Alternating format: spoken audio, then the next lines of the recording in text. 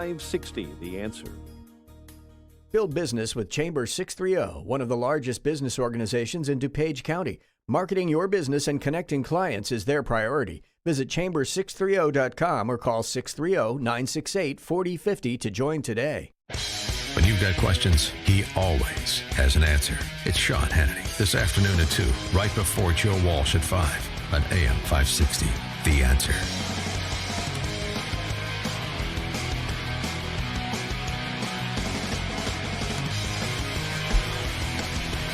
Good morning, Dan and Amy. And Attorney General William Barr in New Orleans for a police event yesterday, but before delivering his prepared remarks, took the time to say something about the Jeffrey Epstein investigation. Well, the Jeffrey Epstein apparent suicide and the investigation surrounding it. Impossible co-conspirators. Serious irregularities was the takeaway phrase. Here's AG Barr. This sex trafficking case was very important to the Department of Justice and to me personally. It was important to the dedicated prosecutors in the Southern District of New York and to our FBI agents who investigated the case and were preparing it for trial. Most importantly, this case was important to the victims who had the courage to come forward and deserve the opportunity to confront the accused in the courtroom. I was appalled, and indeed the whole department was, and frankly, angry to learn of the MCC's failure to adequately secure this prisoner. We are now learning of serious irregularities at this facility that are deeply concerning and demand a thorough investigation. The FBI and the Office of Inspector General are doing just that. We will get to the bottom of what happened, and there will be accountability.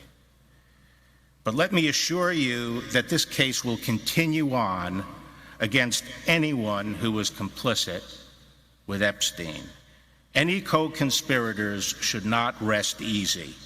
The victims deserve justice, and they will get it. And, more information leaking out piecemeal or being discovered by investigative reporters piecemeal, including, I think it was the Daily Mail, that finds from plane logs on the gruesomely entitled Lolita Express from 2013, including Epstein's private jet. Bill Gates had a couple of trips on the Lolita Express. This doesn't necessarily mean anything definitive, but it certainly raises questions about another, obviously, Uber power broker, Bill Gates. For more on this topic, and particularly on the DOJ FBI side of it, we're pleased to be joined again by Mike Rogers, who's a former FBI special agent. He was an officer in the U.S. Army, and you'll recall that he was a congressman from Michigan who served as chairman of the House Intelligence Committee as well. Boy, how the House Intelligence Committee chairmen have declined in stature since Mike Rogers. Mike, thanks for joining us again. Appreciate it. Thank you. I'll just let you go on with that theme for a few more minutes. Okay. I'll be happy to do that. And Amy, it's good to hear your voices.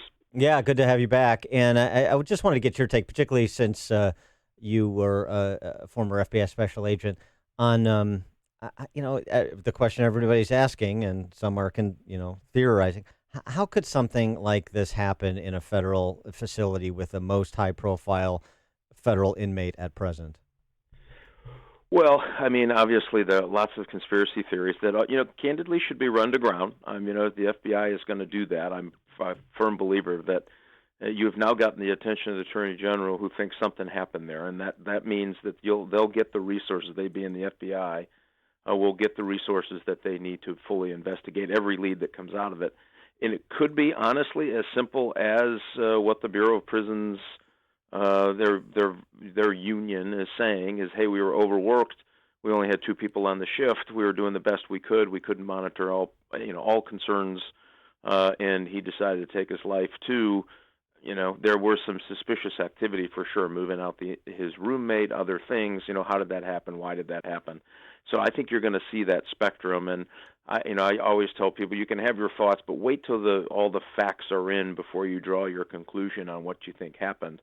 Again, enough suspicion that warrants the Attorney General ordering up a full investigation of what happened in the Bureau of Prisons. I think And that's then, significant. and also too, how will his accusers get justice now that he's gone? Well, the co-conspirators, yeah. I mean, obviously, that's you'll get half the people out there say, "Well, great, you saved the government a lot of money," and the other half are saying, and I would probably be in that half, that justice gets, there's a little stolen justice there that doesn't allow these victims who were treated so horribly the opportunity to confront their accuser.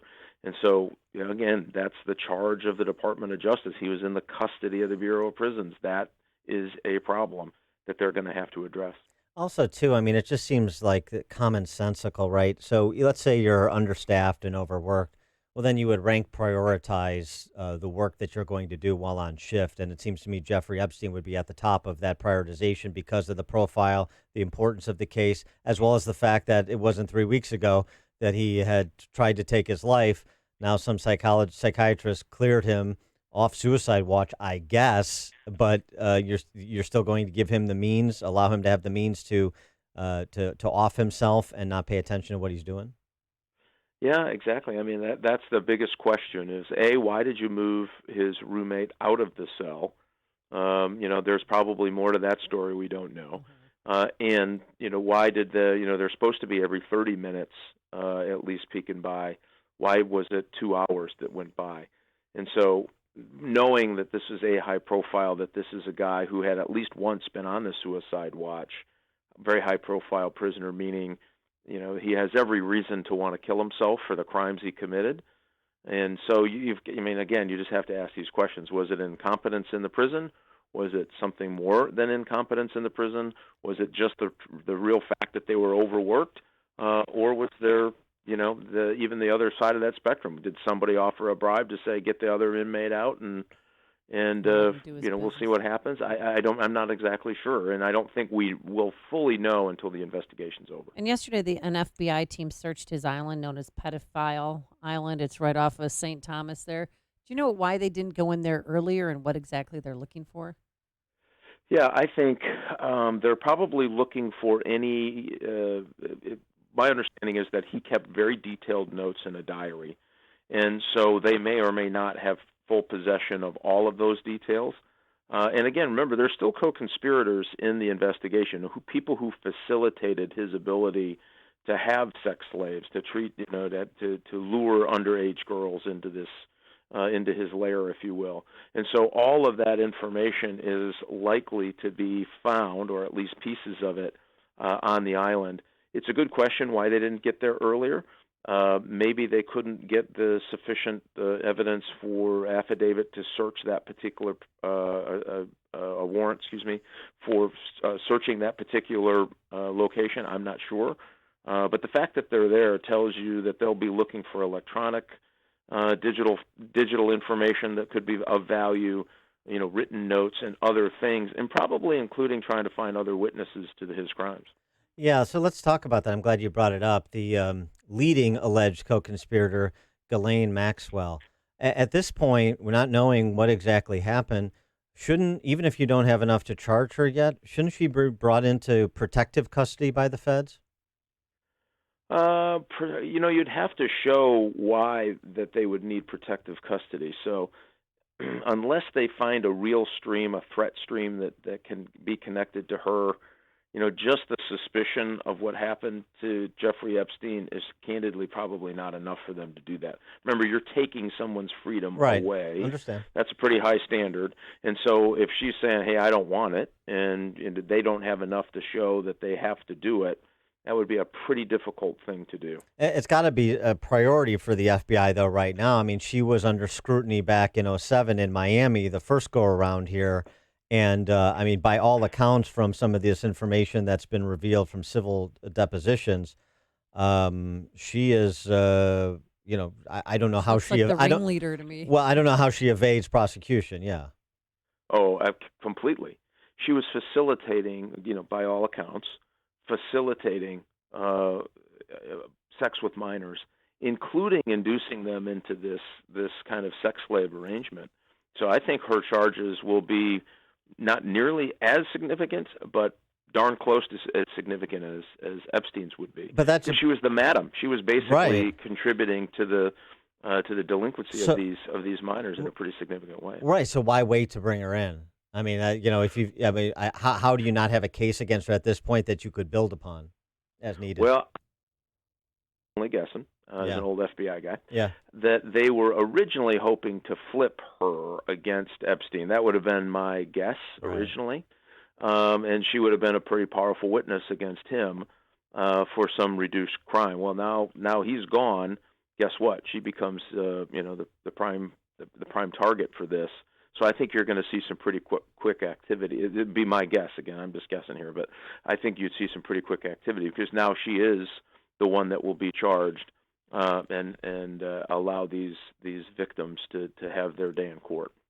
And by the way, anyone else that was knowingly participating, and I think that list is bigger than just her. I would suspect, at least based on what we know from the document dump about how expansive it was and over how many years it took. And how many profile multiple people locations. from alleged politicians Right. to academics. Right. I mean, completely. in multiple locations, as you say too. Yeah. No, I right, and I hope Barr, and I assume he will be a man of his word to go wherever the facts lead, as uncomfortable as they may turn out to be. I wanted to. I think that'll happen. When you get the Attorney General of the United States talking about this case in the way he did yesterday, I thought that they will get to the bottom of this, and they will find every co-conspirator in this crime. I believe it. All right. I wanted to switch gears, also get your take on just sort of, we haven't talked to you in a bit. Again, former chairman of the House Intel Committee. You have that committee, House Judiciary, still pursuing an impeachment inquiry against President Trump.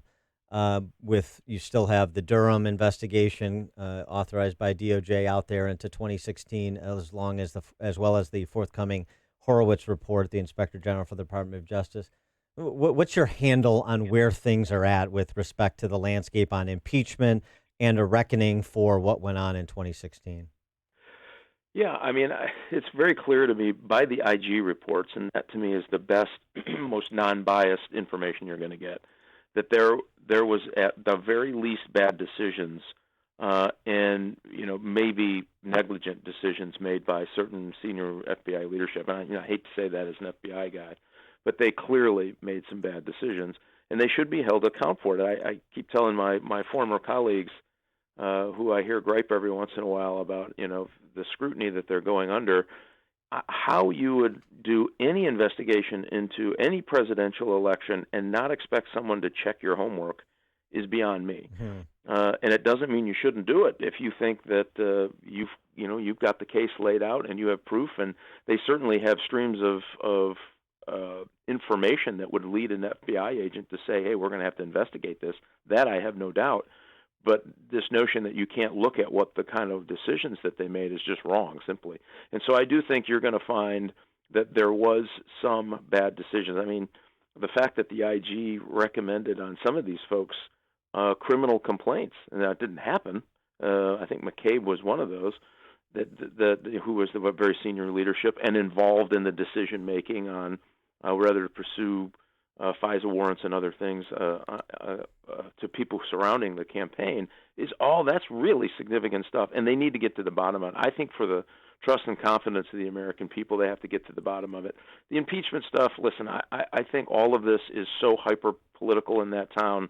I mean, everybody is using everything to try to gain an ounce of an advantage in the political fray here, and I just don't think that's healthy for America moving forward. And I hope we get out of this cycle. I mean, half of the United States Senate certainly feels that way, is running for president. So that means they're not doing things good for their state or their country. They're doing it good for their campaign. And I never think that's healthy. That's just not healthy. I think if they really want to run for president, maybe they ought to resign from office and go do that. Yeah, that should be a rule across the board as far as I'm concerned. But well, you can see how much dysfunction it brings. Totally. Right? Totally. Every committee hearing becomes a presidential platform. Every letter they send out, every bill they introduce is all about the presidency. It has nothing to do with trying to fix real problems. And my argument is we got a lot of big real problems to fix. If you want to be a legislature, and I think being a member of the Senate is a big deal. I think being a member of the House is a big deal. What a huge, huge privilege and responsibility. And when you're only engaged in partisan politics, nothing is going to get done. And I think that's what we're seeing. I just got to go back to the FBI for a second too, because that reckoning for bad decisions, or maybe worse. I mean, the stones that Peter Strzok and Andy McCabe have to sue for their job back and their pension back, respectively.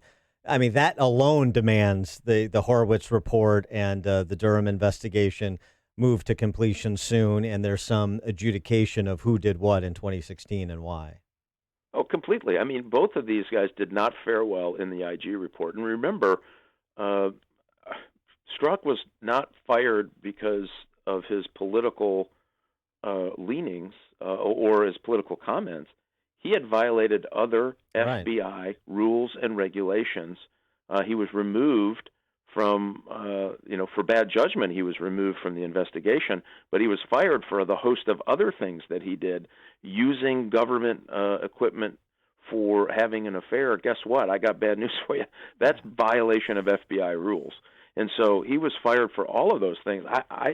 I am surprised as you are that they decided to come out and say this is all. I guess not. I'm some lawyer thinks this is a clever defense, but wait till they have to sit through these IG reports that are just fully and publicly disclosed.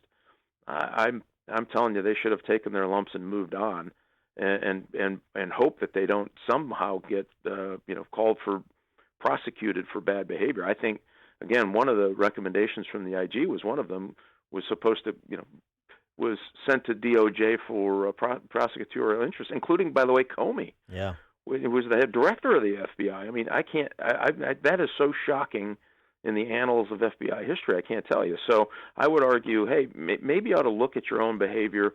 Think about what's best for the FBI, because there are FBI agents on the street today opening up those creds all by themselves in a dangerous circumstance, and they need the full faith and confidence of every neighbor in that neighborhood that they're doing the right thing. And the more they muck this thing up, the more I think they're harming and tarnishing the reputation of the FBI. He is Mike Rogers, former representative from Michigan's 8th Congressional District, chairman of the House Intel Committee, former officer in the U.S. Army, and FBI special agent. Mike, always a pleasure. Thanks for joining us. Hey, thanks for having me. Declassified coming back in September. I'll be back.